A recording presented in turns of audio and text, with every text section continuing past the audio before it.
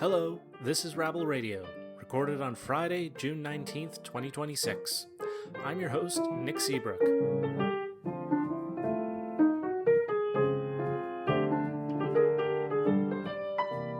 rabble.ca shares the news of the day through a progressive lens.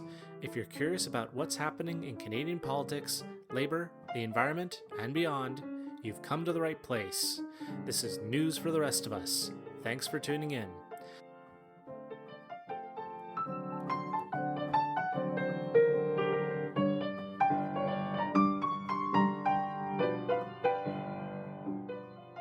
This week on the show, we are sharing a re-released episode from our archives as a part of Rabble's summer series, celebrating 25 years of rabble.ca. This time, an episode from November 2009. In this episode, we revisit a conversation originally broadcast by Red Eye, the long-running progressive podcast that was a staple of Rabble's podcast network. The interview features David Eby, then the Executive Director of the BC Civil Liberties Association, and now the Premier of British Columbia, discussing the province's controversial plans to displace Vancouver's unhoused population ahead of the 2010 Winter Olympics in Vancouver. As Vancouver takes to the global stage once again, this time for the FIFA World Cup, looking back at Eby's sharp critiques of state displacement feels incredibly informative and perhaps a little hypocritical. We also look back at a vital conversation for Pride Month. Megan Perry speaks with Arthur Kizenyi about the legislative landscape for queer people in Uganda. Unfortunately, in the years since this interview first aired, Uganda has passed even harsher laws, making it one of the most dangerous places in the world to be queer. It is a reminder of how much is at stake and how the fight for queer liberation continues. From November 2009, here are those conversations. Take a listen. David Eby is the Executive Director of the BC Civil Liberties Association. He spoke to the Rabble Podcast Network's Red Eye about the leaked documents. Now, I understand that your organization has come across some new government strategies to deal with homelessness during the Olympics. What is the most recent plan? Well, that's a great question. We don't really know. We uncovered some memos from a source from inside the housing ministry at the provincial level that indicated bureaucrats were working on a draft piece of legislation called the Assistance to Shelter Act. Now, this act would essentially create a regime where a police officer seeing someone who's homeless on the street could say, please report to the nearest housing shelter, there's extreme weather. And if the person refused, the police officer could call, get an administrative certificate, and take the person to the shelter. And if they still refuse to go into the shelter, take them to jail and release them into cells where they'd be held until the so-called extreme weather event was over. So this would be done against their will, even if they didn't want to go to a homeless shelter?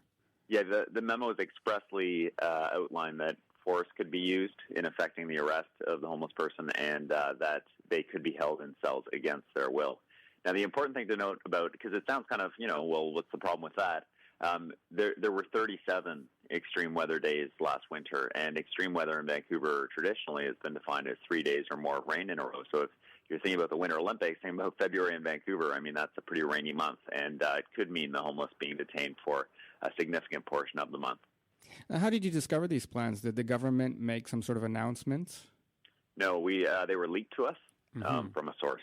I see, okay.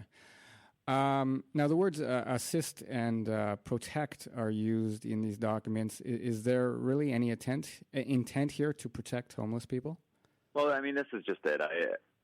It sounds great, and the minister's saying things like, I'd love to save lives, but these people who insist on rights are preventing me from saving the lives that I really desperately want to save. The issue is that when you force people into shelters, they're going to hide from outreach workers, they're going to hide from police officers, they're going to hide from members of the public, and these are the people who intervene when they're in medical distress. So if you're hiding under a stairwell where no one can see you and you're dying, no one's going to call 911 to help you out. And in addition, if the minister were truly concerned about the fact that people were dying in the streets, you'd think maybe he'd open enough shelter spaces to serve the homeless population that we have across the province. There are many cities that don't have any homeless shelters at all. despite the fact that they have significant homeless populations. And in Vancouver, we've got far more than 1,500 homeless people in our last homeless count. But even in the worst weather we only have 1,300 shelter spaces. And have there been any plans to increase the number of shelters? Not that I know of. In fact, the minister actively intervened to close 2 of the heat shelters this winter after neighbors around it said they were tired of seeing the people who were using the shelter, or they said were using the shelter, using drugs in their neighborhood. They felt that it was an inappropriate neighborhood for there to be a shelter and marginalized people nearby. And so the minister actually personally intervened and shut down those 2 shelters. So he's actually shutting down shelters at a time when he says he's so concerned about saving lives during extreme weather. Well, if they're taking people off the street and there's no new shelter space, where are they going to put them? Well, that's a great question, too, because a lot of people are doing the math, and if you've got 300 more, because it's about 1,597, let's just take the lowest possible count, which is the homeless count from last winter. If you've got 300 too few shelter spaces, there's not even enough space in jail for 300 people. So if you arrested all of these people and took them to jail, there wouldn't be space, so there would have to be some kind of temporary facility set up. And, you know, it gets very easy to become very conspiratorial about these plans when you look at other Olympic cities and what they've done. And for people to say, you know, that's crazy, that would never happen here. And, you know, I was one of those people. Like 2 years ago, I was filmed for an Olympic documentary that someone was doing and that Conrad Schmidt was doing. And I said, there's no way that people in Vancouver would put up with homeless people being arrested, taken off to jail. But, man, the provincial government's really made a believer out of me with the so-called Assistance to Shelter Act. And how did the government respond to these revelations? Well, the housing minister confirmed them all for Frances Beulah in the Globe and Mail. We provided her with copies of the documents, and she called the minister, and he said, yep, that's the plan. It's worth a try. You know, people are going to make complaints about rights, but we need to do this to save lives.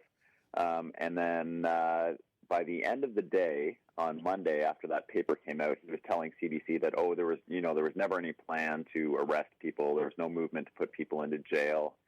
Despite the fact that that was the very clear wording of the memos that he had confirmed for the Globe and Mail just the day before.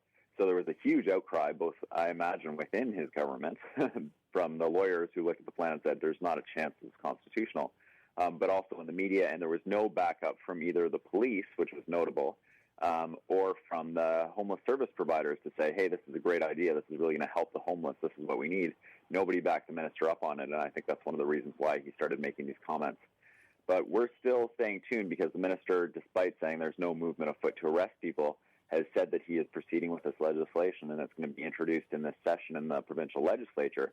So we're waiting very keenly to see what the wording is. Now there's still no bylaw, as far as I understand, there's still no bylaw against sitting or sleeping on the sidewalk in Vancouver. Is that right? That is correct. Actually, technically in Vancouver, as long as you're sleeping on a sidewalk and not blocking pedestrian traffic and you're on the public property, you're allowed to do that. But the reality, as we all know, we've all seen the downtown ambassadors, we've all seen the police moving homeless people along. I've watched regularly while police officers move people along who are sleeping on sidewalks in Gastown, for example. It's functionally illegal to sleep on a sidewalk in Vancouver, even though it's technically illegal under our bylaws. Well, this most recent proposal has blown up in the face of the Liberals. What can we expect from them in the future, David? Well, you know, I hope that it's enough to really kill the plan to force people, to take the homeless to jail, basically, or to turn our shelters into jails. But what we need to look for is the introduction of this legislature and whether the uproar that came from this initial round is enough to kill the plan entirely, or whether they're just going to massage it a little bit before it's introduced in the legislature. So we'll be watching for that. And anyone who's interested in the legal observer training, we have the training coming up on October 22nd at Britannia. It's in the Canucks Canucks Family Education Center, and everybody's welcome. Thanks for taking the time to talk with us today, David. Thanks, it's my pleasure. That was David Eby speaking about the new rules that are in the works to keep the homeless off the streets during the Vancouver Olympics. Arthur Kisenyi is a young Ugandan actor. Last week, he traveled to Canada to perform in the Canadian premiere of a work called Strange News. In Kisenyi's home country of Uganda, activists are calling for action from the international community. They're trying to prevent the Ugandan parliament from passing a very strict anti-homosexuality bill. Punishments under the new bill range from 3 years in prison for not informing the authorities that someone is gay, to forced HIV testing, to the death penalty for gay sex where one or both partners has HIV. Twitter feeds from gay Ugandans include statements like this one. Sometimes life as a gay Ugandan is nothing more than juggling risk. Frank Mugisha is with Sexual Minorities Uganda, a coalition of 3 organizations supporting the GLBT community there. I spoke to him via Skype about what the law will mean for Ugandans and what Canadians can do to help. Hello. Hello? Hello. How are you? I'm great. How are you? I'm well. Could you tell us a little bit about what's in the bill that's being passed right now in Uganda? All right. This anti-homosexual bill was introduced by an honorable member of parliament called David Eby, and it has had a lot of backing by the religious rights and anti-gay group. This bill is basically about anything to do with homosexuality becoming illegal in Uganda. This bill criminalizes any person who talks about homosexuality, any NGO, any non-government organization or civil society that works with homosexuality, any donor that funds homosexuality. It introduces new laws like death penalty for people engaged in homosexuality. It introduces laws like criminalization of parents, people in authority who do not report homosexuals. For example, if you have a gay son, if you have a lesbian son, and you don't report them to the authority, it makes you a criminal. As the punishments under this law, A, it could be life imprisonment, B, it could be a death penalty. So very serious. Yeah, it is very serious. It is a very, very serious law. That's why we're trying our best to stop this law.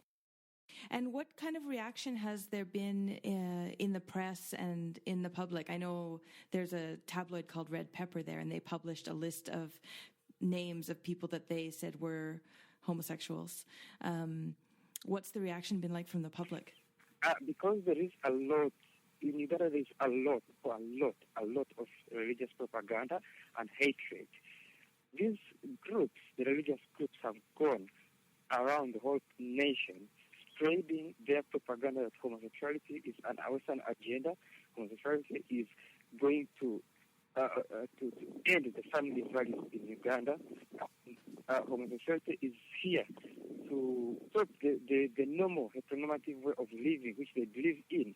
And they say homosexual, it has an agenda of recruiting younger children into homosexuality. They don't believe it is a sexual orientation that someone can be born with.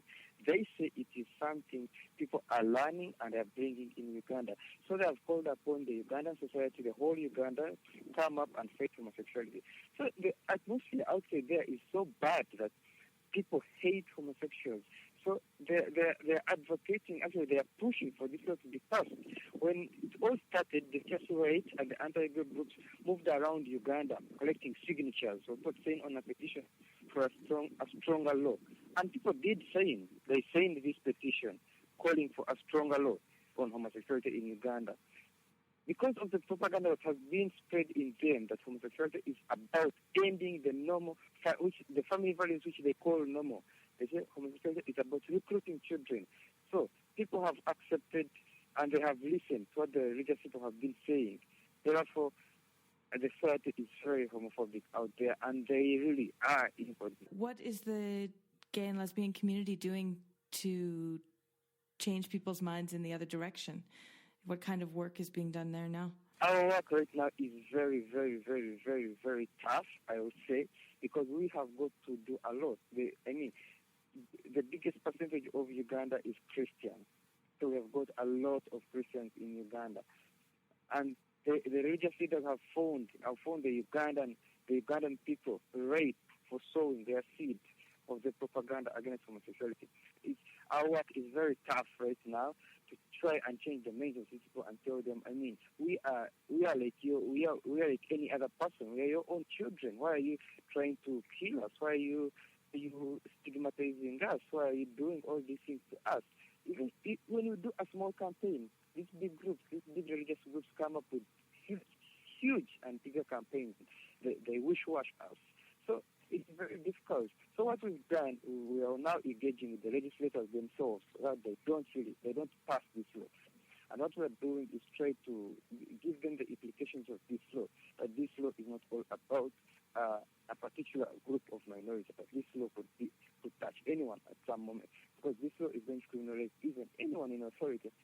Civil society and non-government organizations in Uganda, they have seen the implications of this bill.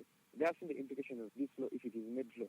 It's going to even stop donor funding coming into Uganda, meaning if a donor is giving money to HIV/AIDS here in Uganda and also funding men who have sex with men and HIV/AIDS, is going to be stopped from giving that money, which is so ambiguous. And I mean, who would want to do that?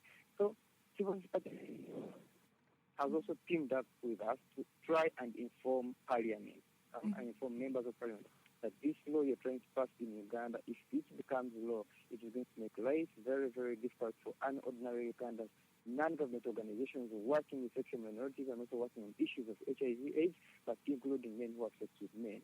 So we're trying to pass out this information to as many people as possible so that they do not make this law in Uganda. How do you pass out that information in such a hostile environment?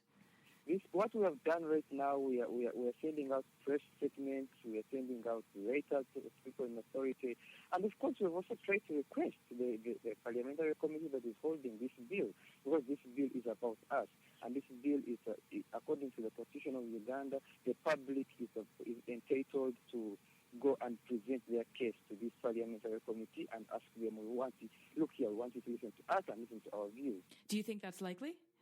Yeah, we think it's likely they will, because we put a lot of pressure. it is in the media, it is on record everywhere that there is a bill coming up in Uganda. So they will, because according to the Constitution of Uganda, they are supposed. Mm-hmm. According to the Constitution of Uganda, they are supposed to meet us. They are supposed to meet every person from the public who has the interest in this bill, who wants to put an input in this bill. They have met with the religious group. So they are obligated, as citizens of Uganda, we are obligated to discuss this bill and to meet them and tell them the implications in this bill. You're going to show them the insights, the dangers and of this new law. And they will listen. And I hope when they listen, they also act on the issues we inform them and they stop this law. And what are you hearing from members of the gay and lesbian community there? As this is, this bill is in the media, what's changing in their lives, their day-to-day lives? Uganda has got a lot of ignorant people. People are not aware. They think this is law already. Yet this is a bill that has got to go through processes before it is made law. It has got to go through Parliament, different channels before it is made law. The President has to sign on it before it is made law. But then the fact that they are talking about it every day in the media, so people think that this is already a law around homosexuality, and they're very worried, they're very scared. They think now Uganda has become a place that a homosexual cannot live. So we are doing our best to see that this bill is not passed, this bill is not made law. We are doing everything that the Constitution of Uganda allows us to do to try and stop this bill from being made law. Okay. And what about people in the international community who want to support you and work towards social justice in Uganda? What do you ask people to do? The international community has been very, very, very helpful in this struggle.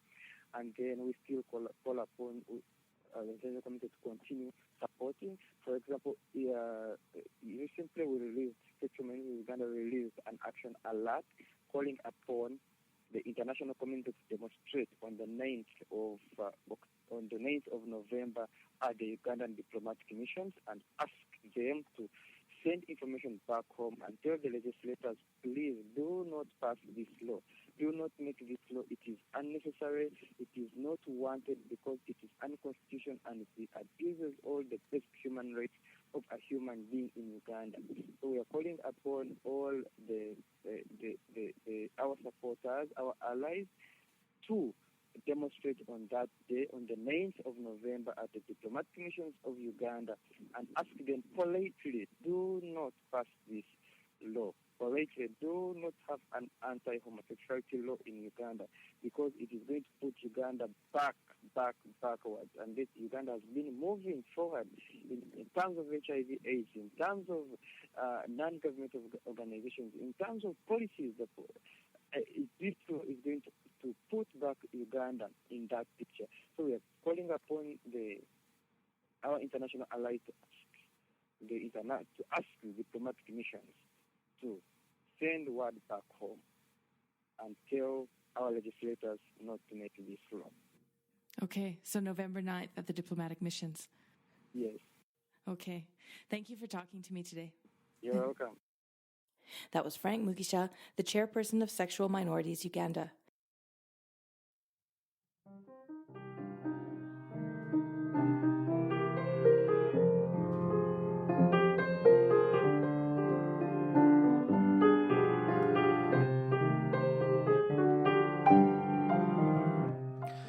That was a clip from our 94th episode of Rabble Radio called Choose Activism.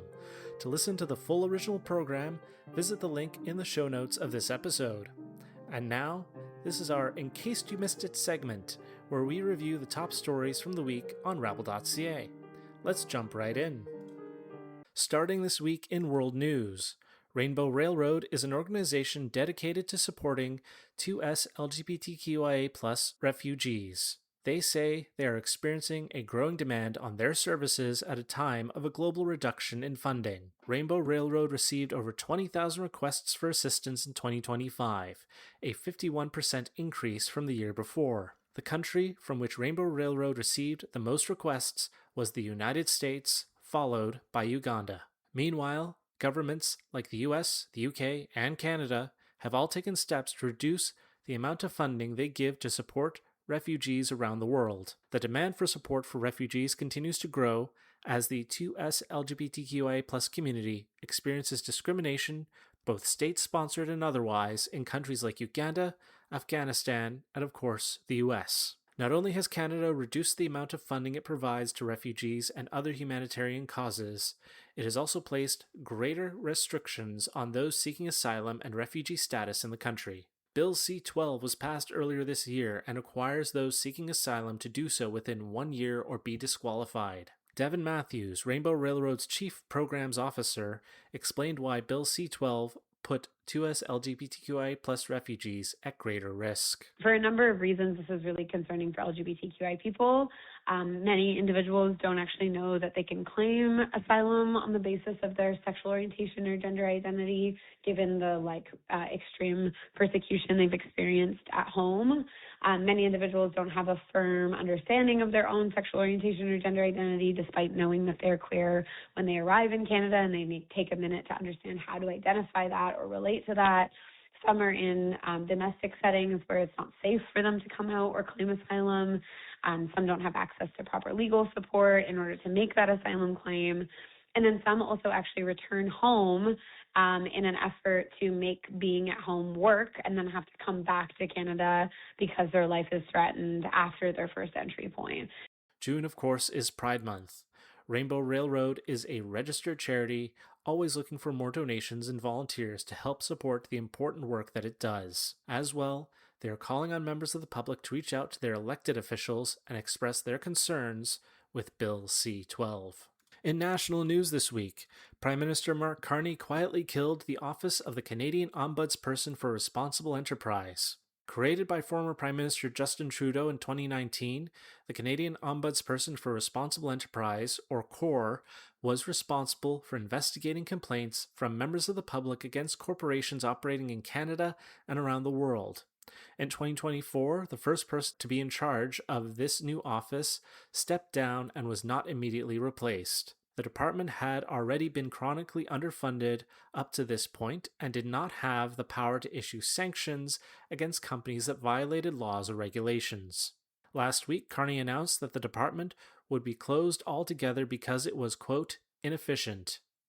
Carney did not announce any sort of replacement for CORE, leaving those experiencing exploitation by Canadian companies without support. Also this week, June is Indigenous History Month, and Rabble has a selection of 8 films by Indigenous artists for you to check out. From the historical docudrama Bones, to the comedy of the incredible 25th year of Mitzi Bearclaw, to the horror of Blood Quantum, there is a great range of Indigenous films brought to life by Indigenous actors and artists to be enjoyed. Check out rabble.ca today to read the full list of our recommendations. In animal rights news, a recent court decision will make it harder for members of the public to hold factory farms accountable. Some factory farms are notorious for their treatment of animals. Livestock like pigs, chickens, or cows are often held in unsanitary conditions, eating unhealthy food, and kept in tight spaces where they can hardly move. These cases of abuse have often come to light thanks to the work of brave members of the public who have gone undercover inside these facilities to expose these cruel conditions. A decision by the Ontario Court of Appeal found that undercover investigations are not protected under the Canadian Charter of Rights and Freedoms. This decision means that factory farms can sue journalists and other members of the public who go undercover to film conditions at their facilities for things like making false statements in order to gain access to the facilities. Such a decision will have wide-reaching consequences for other types of undercover journalistic investigations. And finally, in a column on Rabble, Lois Ross writes about the opposition to the Alto high-speed rail project. The project would see brand new high-speed rail train lines built from Quebec City to Toronto with stops across eastern Ontario along the way. The project will require the confiscation of private land, including farmland, in order to build the new train track. Organizations like the National Farmers Union and the Union des producteurs agricoles du Québec have expressed their opposition to the project. They have raised concerns related to the project's feasibility, as well as what they say has been a lack of appropriate public consultation. Both organizations note that they are not opposed to a high-speed rail project, but they are opposed to this project and how it's being managed. As always, you can read the full versions of all the stories we talked about today on rabble.ca. And that's it for Rabble this week. Thanks so much for listening. To help support our show further, consider subscribing to Rabble Radio on Apple Podcasts, Spotify, and YouTube. You can also choose to subscribe to us over on Patreon for special bonus content for Rabble Radio. If you're already subscribed, consider making a donation to rabble.ca at rabble.ca/donate. Thank you to all of the journalists and writers who contributed to this week's content on rabble.ca, and thank you to Carl Nurnberg for supplying the music for this episode. I'm Nick Seabrook, and we'll talk to you next time.